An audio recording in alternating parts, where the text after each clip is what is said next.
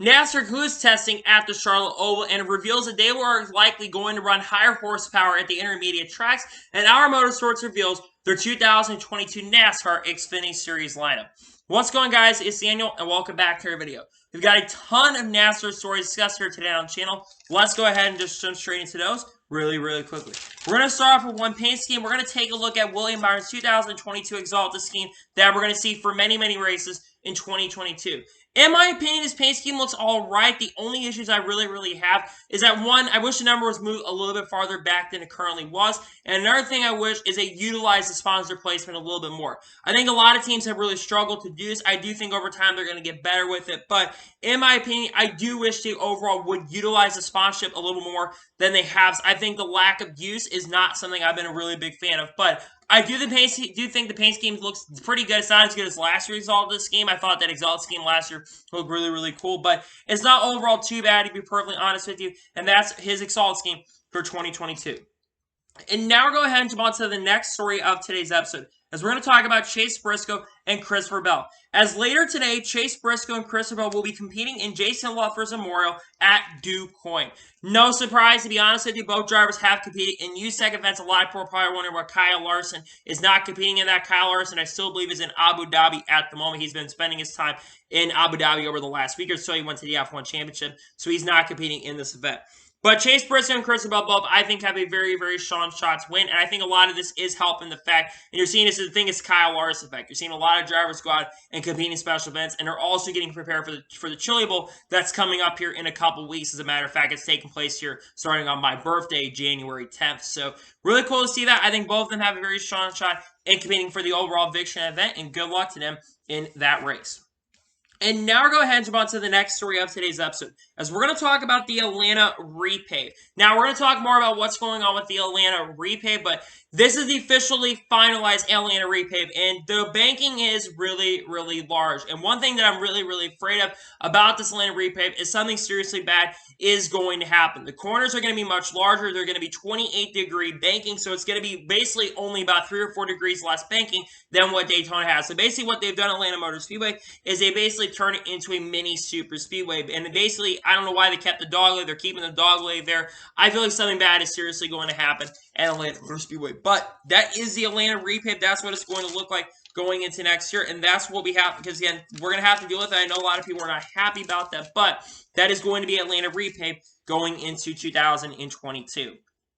And now we're going to go ahead and jump on to the next story of today's episode, as we're going to talk about William Byron. Now, William Byron was speaking to the media at the Next Gen Test, and he says that he plans to run 5 to 6 late model races in 2022, and also will run a few karting races as well. This, I think, is the Kyle Larson effect. You've been seeing this from a lot of different drivers who have been going out and running extracurricular events. We've seen this where other drivers have competed in that Bristol race, before that UMP Dirt Nationals race, before they had the Cup Series race at Bristol Dirt. You've seen drivers go and run the Chili Bowl. You've seen a lot of drivers that have been going run special events. William Byron has really not done any other major events besides running in the NASCAR Cup Series, and he's basically trying to branch out and trying to get a little bit of experience and help himself. Now, the good thing for William Byron is there's going to be practice qualifying to help him going next year, and he's looked really fast in the testing so far. So this will, I think, overall help him. I wonder what teams he'll run for. Again, it's cool to see he's going out and run extracurricular events. We're starting to see something,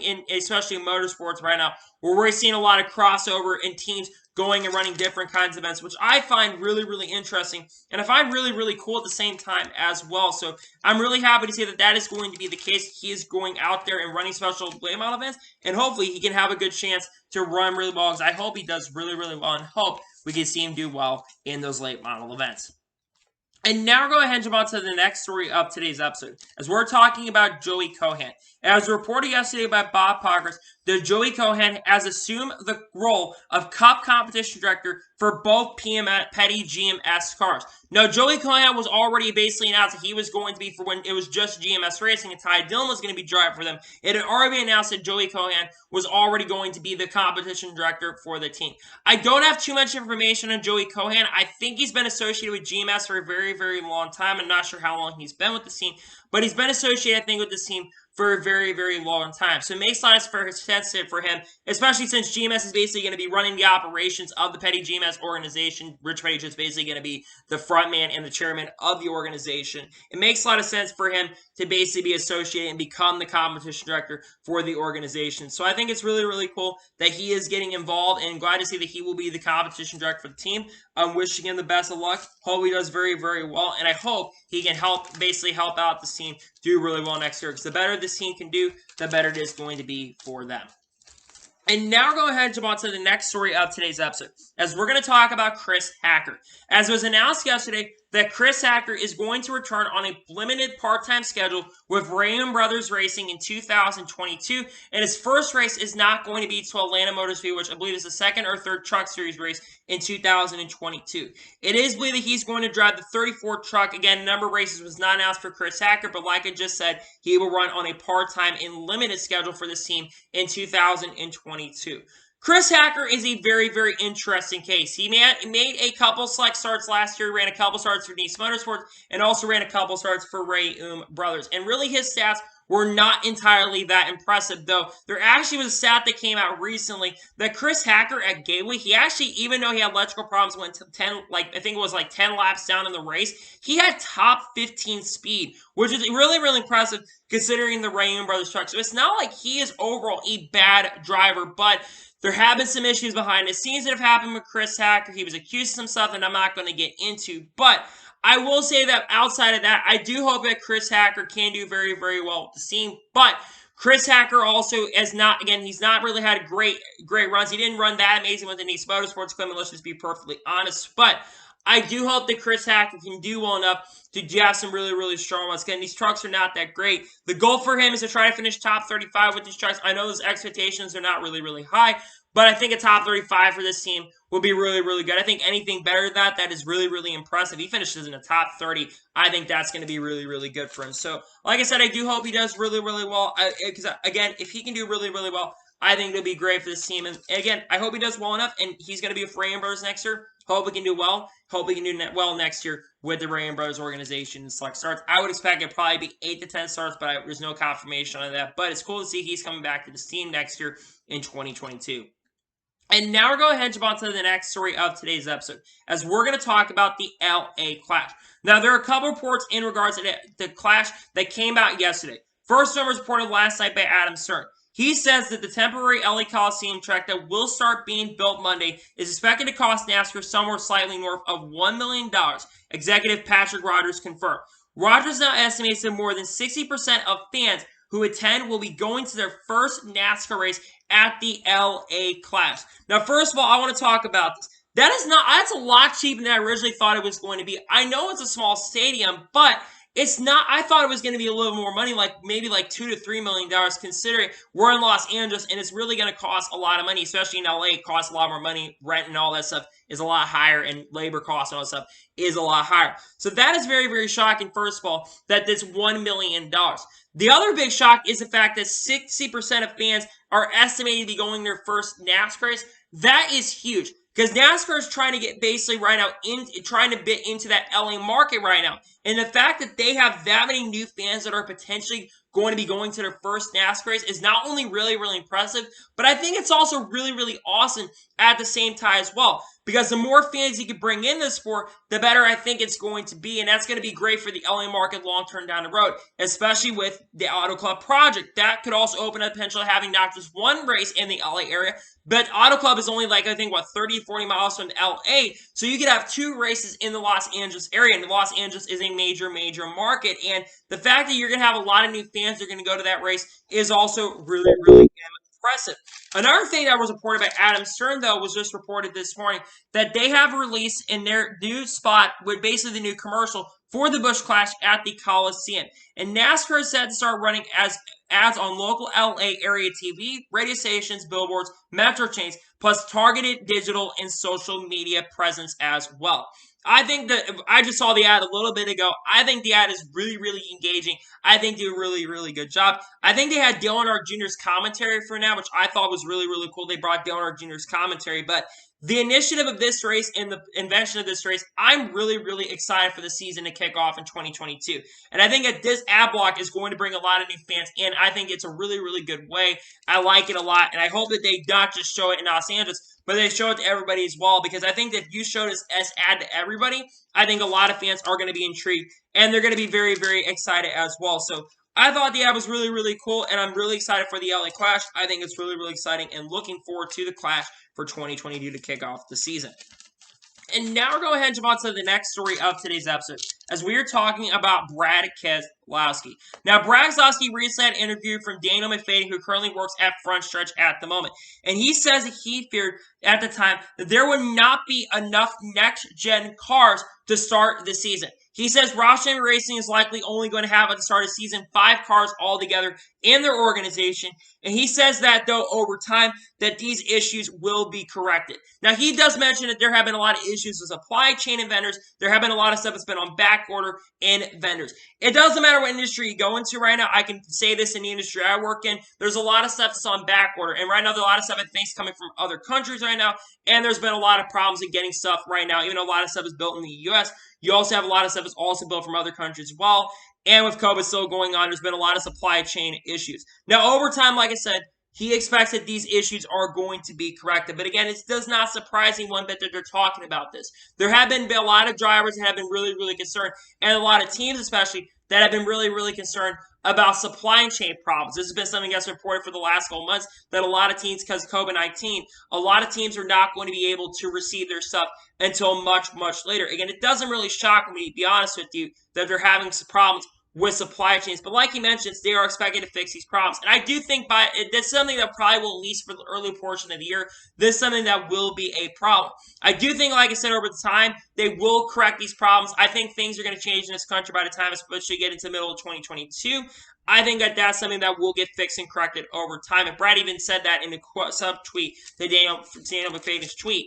But I think hopefully we'll see this improve, and I think it will improve, because I think that if they can improve soon, I think it's going to be better for everybody. So that's the issue of supply chains in regards to the next-gen cars, but I do think over time that they will be able to fix these problems with the next-gen cars. And now we're going ahead and jump on to the next story of today's episode, as we're going to talk about Bubba Walsh. Now, Bubba Walsh recently had an interview with Bob Pockrass from Fox Sports, and Bob Pockrass talked about his shoulder surgery. One thing that did come out, he says that he's been recovered from the shoulder surgery. The rehab has been going very, very well. And he says that he most likely will not be in the next-gen test, will not be testing the car, to most likely either the Phoenix test takes place, or most likely the Daytona test coming up, or the Atlanta test that we'll get into here in just a little bit. But he also talks about that he has a lot of pressure heading into 2022, but not as much pressure after picking up his first career NASCAR Cup Series victory at Talladega.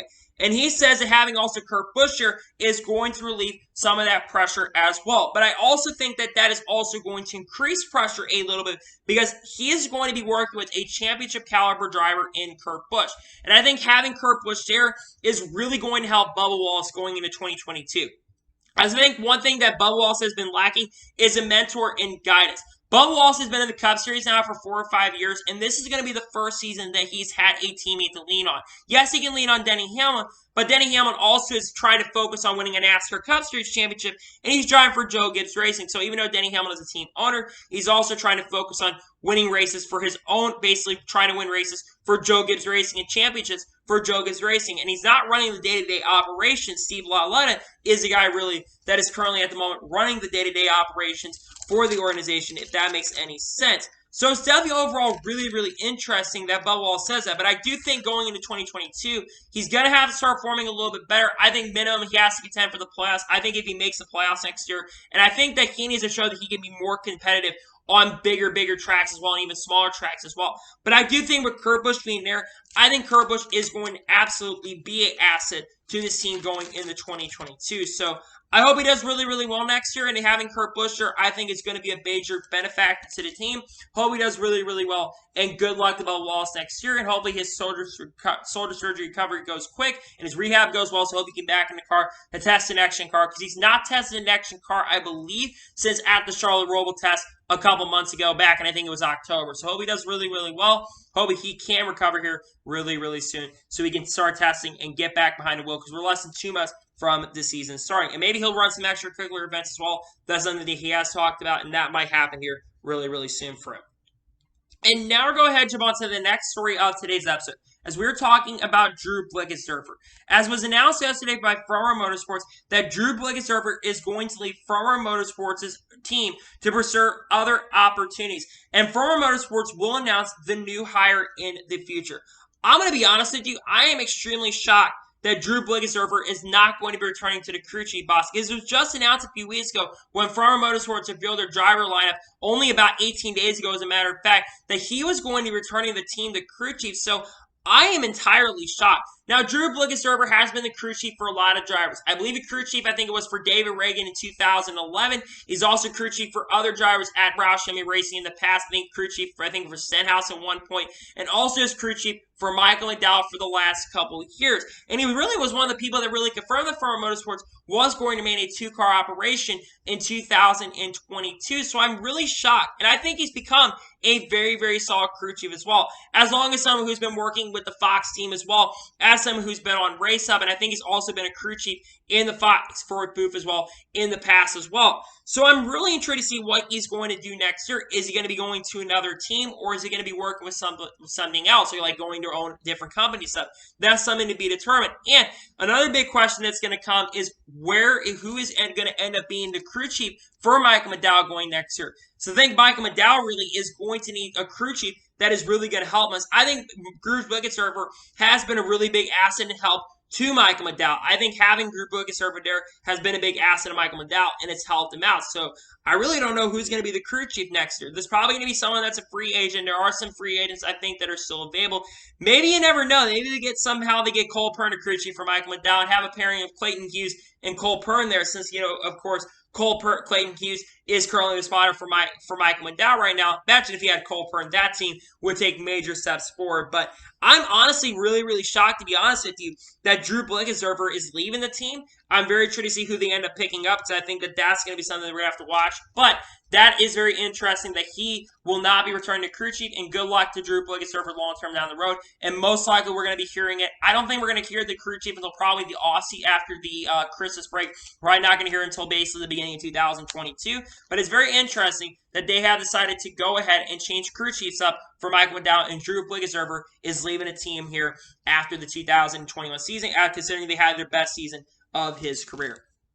And now we're going to go ahead and jump on to the next story of today's episode, as we are talking about Boris Said. Now, we talked about this on the channel, I think, about a week ago, that Boris Said was potentially going to be returning to the NASCAR Cup Series in 2022, potentially with NBM Motorsports. Now, Carl Long and Josh Stigman recently had interviews with Michael Carey, who works at TobyCrazy.com, and they basically confirmed that Boris Said will run part-time with NBM Motorsports in 2022, pending a sponsorship in the number 66 car, and he'll most likely run all the road courses for this team in 2022. Now, like I said, it's not currently confirmed that Boris Said is going to be returning to this team in 2022, but it's becoming more and more likely that it's going to be the case, especially with the fan appreciation, how the fans have acted toward that PRI industry show, how people acted toward that post. There apparently are sponsors that are talking to this team.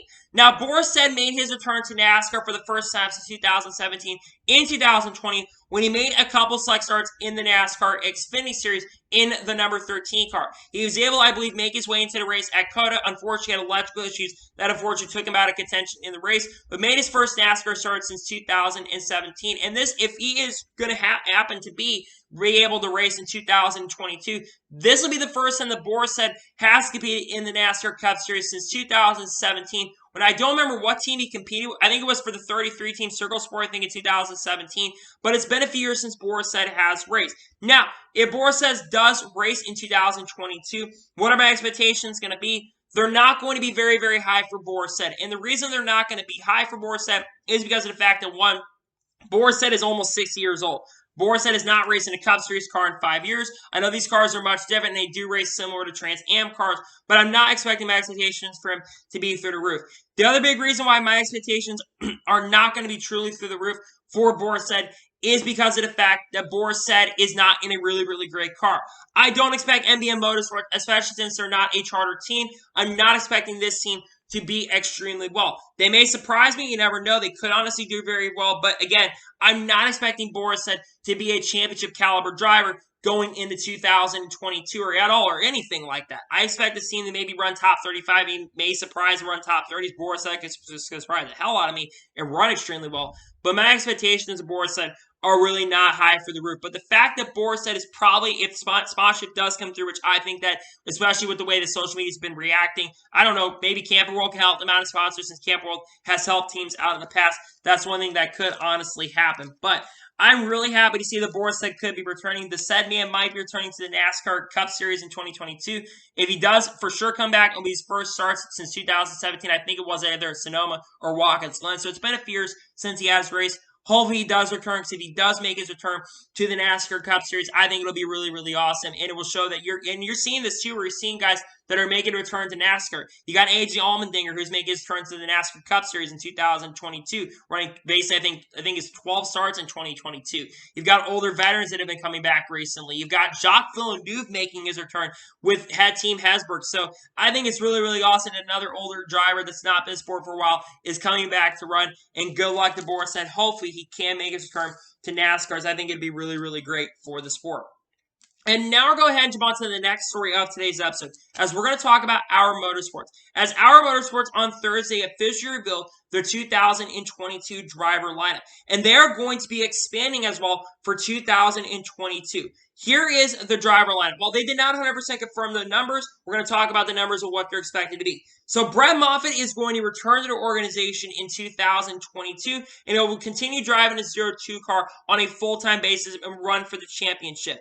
Anthony Alfredo is going to be joining the team in 2022, and he'll drive the number 23. And as expected, Jeb Burton is going to be joining the team, and he'll drive the number 27 for the organization. Now, that 27 number has a lot of history with the Burtons, as Ward Burton actually drove the 27 at certain points. So it makes a lot of sense why they decided to go with the 27 for Jeb Burton.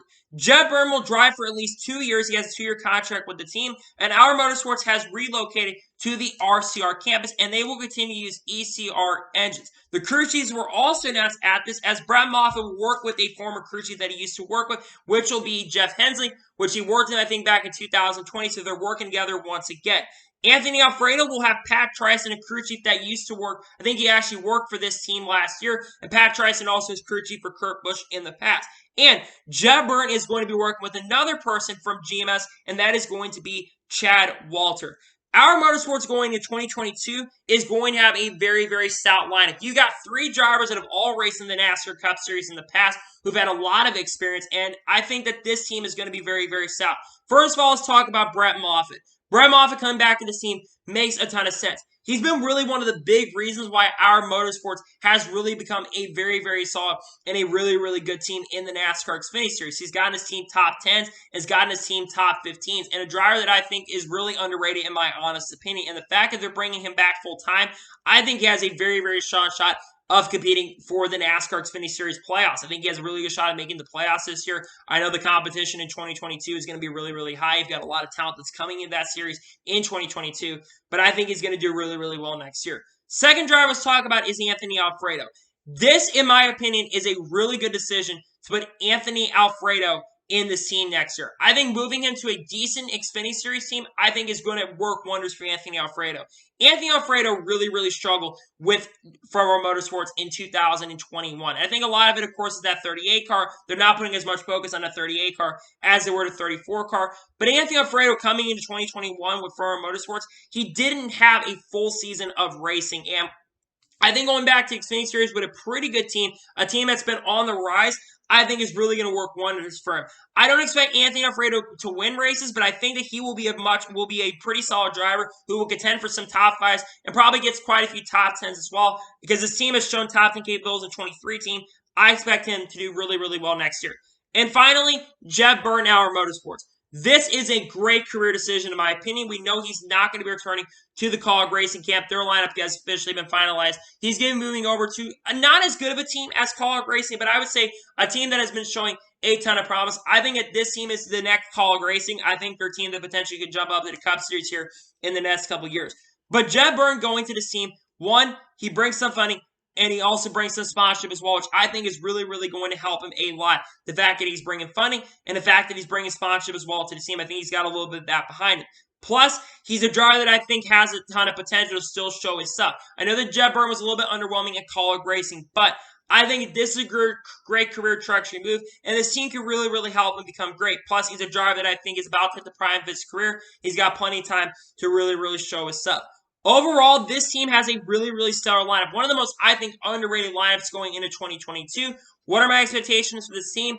I think this team will absolutely improve going into 2022. I think they're going to show a lot more going into next year, and I'm really excited to see what this team is going to be capable of going into 2022. So good luck to this team going into 2022. I think they all have a really, really strong shot at making the playoffs. And I think the Xfinity Series next year, the competition just got really, really high. And there's, I think, confirmed 43 full-time confirmed entries going into next year. So you're going to have a lot of drivers who are going to be tempting to qualify. I don't think they've announced how many cars are going to be allowed to run the Xfinity or truck races with even practice qualifying coming back. So you may have a lot of drivers that are going to be trying to qualify into these races. So qualifying is going to matter a lot more. So I'm really excited to see what's going to happen next year for Our Motorsports going to 2022. It's really, really exciting, and I'm glad to see that Our Motorsports has revealed their lineup. I like their lineup a lot. They've got veterans, but also got a young driver I think has a ton of potential, and that is the official lineup for this team going into next year. Really, really exciting, and I'm glad to see that that is their lineup going into 2022.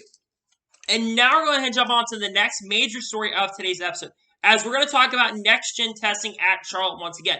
Yesterday on Friday, NASCAR tested the next-gen car on day number 2, and they were testing 3 configurations. The 3 packages they tested were a 670 horsepower package with a 6-inch spoiler with the offset with the shark fin in the deck fin. The second one would be a 670 horsepower with a 6-inch center spoiler. And they actually brought for test number 3, they tested 670 horsepower with the 4-inch spoiler. Let's go through each test. Test number 1, there were a couple issues in the test. First thing that ended up happening was before testing really even got to the main pack test, because they had 3 30-lap mock runs, William Byron actually spun out and actually cut a tire and spun out. They went back out on the track, changed the tire on the track. I think he actually hit the wall a little bit and got some damage from that, and he would have to go back to the garage and change that. And then they had the pack test, and honestly, it wasn't as good as what the other 2 coming up, but it looked pretty solid in my opinion. Cars can get up around each other. They could pass. You had cars getting side by side, and cars that were faster could pass on the inside, and you could start running down guys in the runs, which I thought was really, really cool addition to that. And during that test, unfortunately, Reddick spun out for, I believe, the second time during the test. And he would not be the last time that Reddick would spin out during the test. And we'll get more to why Reddick, this team, they were actually pushing it to the limits. They were trying stuff out. That's why he was really, really pushing it and spun out a lot. After that test, NASCAR would go to test number 2, where they would run a 670 horsepower with the 6-inch spoiler. And then they would have the pack test once again, and this one looked a lot better than the first one. And the first one looked good, but the second test looked really, really strong as well. You had guys that were getting side by side, getting involved. They were doing really, really cool stuff there. They were getting side by side, pack racing, all that stuff. You also had cars getting loose and sideways, and they were, like I said, doing really, really great racing. Cars could get really, really close to each other, and it was really, really cool. And then about halfway through the test, Corey LaJoie unfortunately spun out of the corner. Luckily, he did not damage a car, but he would spin out, and that would end the second mock run. Then we go to test number 3 with the 4-inch spoiler, and there was a lot more that happened in this one before the pack test even happened. Kyle Busch, I believe, got sideways during this test, and also you had Kurt Busch also get sideways a couple of times during the 4-inch spoiler as well. And then they would have the pack test, and this was the best I think we have seen. When I watched this, I was very, very giddy. You had cars going side by side. You had guys taking it 3 wide during this test. You had drivers, underfunded cars, making passes on really, really fast cars. I thought that was really, really entertaining. You had guys going for it, going 3 wide, guys nearly wrecking each other, getting loose. That was really, really entertaining stuff. And then, unfortunately, that would be the final time we see that, because there ended up being a multi-car wreck between Tyler Reddick, who got loose off the corner, and Ty Dillon and Chase Elliott, unfortunately, got involved in that. And that, unfortunately, would conclude the next-gen test. Now, drivers would have some really, really strong comments about the next gens, including Steve O'Donnell. And we'll get more into the big thing here in a little bit about the package that they're going to most likely run next year, but they haven't announced the spoiler configuration. Steve O'Donnell says that teams will have, at least for sure, 5 competitive cars at the start of the season. Now, I don't know if that's 5 cars between all 4 of each of the cars that are in the team, or if that's going to be all together, because there's only 5 cars. That's not a great thing, but if it's 5 for each of the teams, that's not really the end of the world. Teams are just most likely, they're going to have to take care of each other a lot more than they originally had to. He also says something that was really, really kind of scary. He says that big penalties for messing with vendor parts could be coming if teams mess with parts. He says there's possible playoff bans that could be coming if teams are to mess with the vendors of the cars. Now, honestly, that would be really, really crazy if a team got in trouble with that. I'm not sure if NASCAR is going to honestly enforce these rules, but I think that there will be some massive penalties that could end up coming from this. If this does end up being true, that's going to be really, really crazy to see. Now, Tyler Reddick also talked about, that they were basically, he got into the media center before the I think was the final test, if I'm not mistaken, and he says that the cars are really, really on edge, and he said the cars were really, really fun to drive during this next gen test as well. And there were a few other drivers that made comments. William Byron said there really wasn't much of a difference between a 4-inch spoiler and a 6-inch spoiler, which I thought was really, really interesting. There were 2 more drivers that made really, really good comments about this. Joey Logano says that he liked the 4-inch spoiler the best, considering there was a time where they were 3 wide. He says tire fall-off and strategy also could come into play. And that's one thing that I'm really, really excited about with the 670 horsepower package we'll get into a little bit, is I think that this car is going to create a lot of tire fall-off. Brad Keselowski also said something really, really cool and had some really, really great comments as well. He says, "We like everything today, just some more than others. I'm pretty excited about it because the cars are significantly more difficult to drive. If you make a mistake, the penalty is huge. The 4-inch spoiler felt like it was 2005 Cup cars." Now, for those of you who don't remember, I wasn't a fan back in 2005, but I went back and watched some of the 2005 races, especially intermediate races, and holy crap, those races were extremely exciting, including the Coco 600. Now, he does say that the spoiler may work, the racing may not be as good at some tracks as others, but let's be for real, the racing is not going to be good at every track. Not every single race is going to be a barn burner, but from what I saw from the test, I thought it looked really, really good. Let me get into my opinions of this. Drivers, a lot of other drivers had really, really good opinions. There were tweets that came out. Yeah, Corey LaJoy had some really, really strong things. He said Justin Haley was really, really happy. I think Kurt Busch had some really, really good opinions. Ricky Stenhouse Jr. after day 1 of the testing of the 670, he thought the cars were really, really good. So drivers have been really, really optimistic. And for me, I feel like for the first time, we've had an organized test that went extremely well on both days. Drivers seem much more happier than I think I've seen. I know some people are probably thinking, oh, they're being told it is, but I think drivers having it back in their hands is a really, really great thing. So, like I said, I thought the test, like I said, went really, really well yesterday, and I'm really, really excited for 2022 already, because we'll get into the package that they're most likely going to run next year. But the comments, I think, are really, really exciting, and I really, really enjoyed the testing yesterday. If that is an indication of what racing we're going to get next year, because, again, they had 3 really, really great mock runs, regardless of which package they run, I think that we're going to see some really, really great racing next year, especially intermediate racetracks. And we're about to get a Christmas gift next year. I think next year could be one of the best seasons. I don't want to jinx it or nothing, but I think next year could be a really, really strong season. And I think next year is going to be really, really great. And now we're going to go ahead and jump on to the final major story of today's episode, as we're going to talk about 670 horsepower. Now, this was confirmed yesterday, and Steve O'Donnell says that they are likely going to be going with higher horsepower, 670 horsepower, for all tracks except Daytona and Talladega, and most likely going to be Atlanta Motor Speedway as well. He also mentioned that NASCAR had said discussions with potential new manufacturers had influenced the push to go to 550. And then NASCAR says that they will likely have a Goodyear tire test on the first week of January at Atlanta Motor Speedway. NASCAR just gave, I think, NASCAR fans the biggest Christmas gift I think you could ever give. And for me, I feel like for the first time in a long time, I am very optimistic about a NASCAR season. I have not felt this much optimistic from drivers and fans in a long time. Overall, the fact that because I think they just made not only the best decision, I think, of the year, probably the best decision they've really made in the last couple years. Because for the last 3 years on these intermediate tracks, we've had to deal with not the greatest 550 horsepower racing. There's been some good races at 550 horsepower package. I'm not going to deny that. There's been some really, really good races with the 550 horsepower package.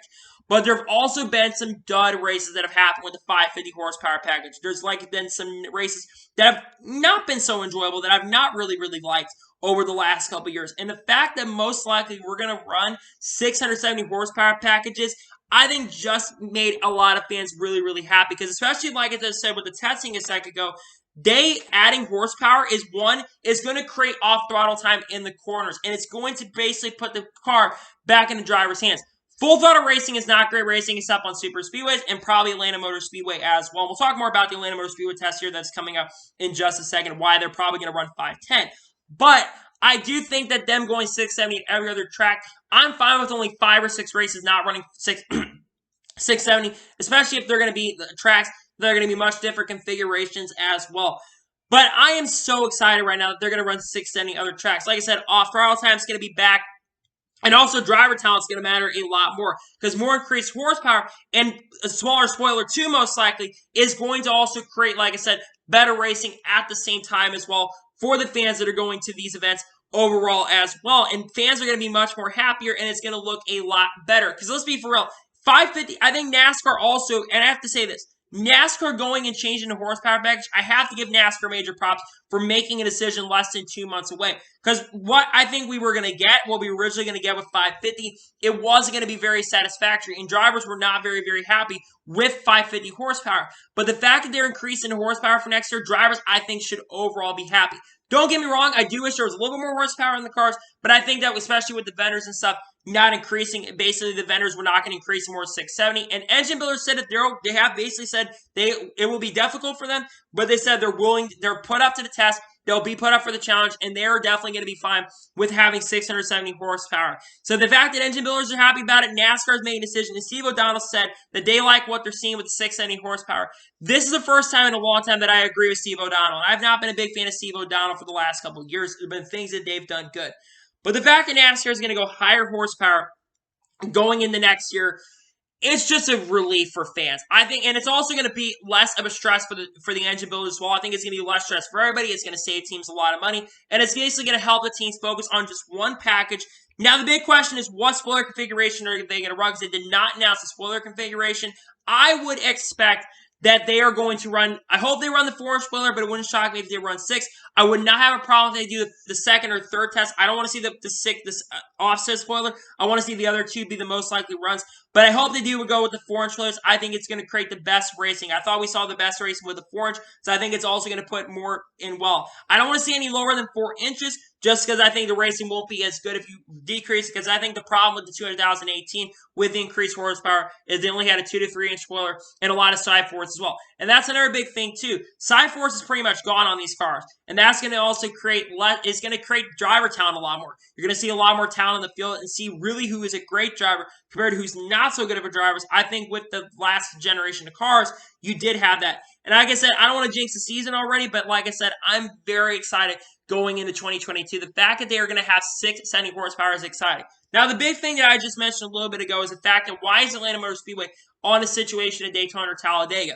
Well, there's going to be a test most likely in January, a Goodyear tire test that is going to probably end up taking place. And that test, what they're going to end up trying to do is they're going to probably most likely run 510.